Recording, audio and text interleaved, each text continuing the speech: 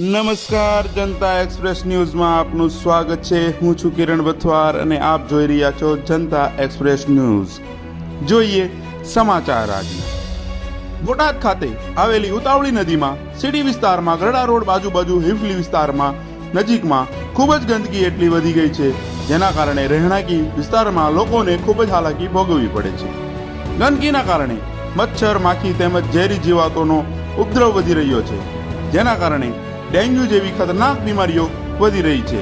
તેમજ રખડતા ઢોર ત્યાં પાણી પીવે તેમજ ગંદો કચરો ખાય, જેના કારણે મૂંગા ઢોરનું મૃત્યુ પણ થાય છે, પરંતુ તંત્રના પેટનું પાણી પણ હલતું નથી।